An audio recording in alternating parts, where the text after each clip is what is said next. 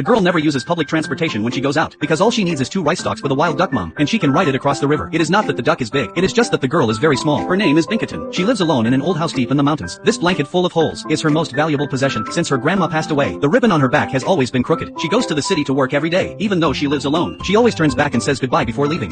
行ってきます。 Because the city is far from the countryside, the wild duck mom cannot swim that far. Binchoutan brings acorns and waits at the bus stop. Before long a big bird will fly over, grab the ribbon on her back, and fly straight into the sky. Binchoutan is actually very scared, but there is no choice because this is the cheapest way to travel. She only needs to give the bird 1 acorn. After finally reaching the city, the job board is already crowded. Binchoutan is too small to squeeze in. Luckily there are dirty and tiring jobs no one wants. She quickly takes them like treasures, so she can survive with these jobs. For example, staying inside shoes to remove odors, lying inside fridges to keep food fresh, jumping into cups to clean drinking water, or climbing into rice cookers to make rice smell better. These jobs are all very hard, but Binchoutan never complains, because after finishing she earns a bag of rice, so she does not go hungry tonight. Seeing how hard she worked, the boss gave her extra today. To reward herself, Binchoutan went to a shop, wanting to buy a pair of pants with cute patterns, but they were too expensive. After looking at her empty wallet, she went to the discount section. She searched for a long time, and finally found a cute pair of printed pants. Binchoutan felt very happy. When she got home it was already dark. Only then did she have time to make a fire and cook. She earned a lot of rice today. She also put the long charcoal on her head into the pot. This makes the rice smell better, with wild vegetables picked from the mountains. Even though dinner was simple, she was thankful to the people who gave her work. いただきます。 After a full day of work, Binchoutan went to sleep early. When her grandma was still alive, she was a carefree child, even though she had no parents. Her grandma took good care of her. Back then her ribbon was straight, but fate was cruel and her grandma passed away, so she had to face life alone. But Binchoutan never blamed the world. She treated hardship as training, because her grandma once said, the lower you fall the more you should smile. The rice she earned last time ran out quickly, so Binchoutan had to go work in the city again. But today was her birthday. She held a simple ceremony at home, and then set off full of energy. 行ってきます。 Today the bus came late. The big bird might have been busy, so it sent a crow instead. But the crow thought her acorn was too small, and rudely threw her onto a tree. She was left dizzy, and accidentally knocked into a passerby,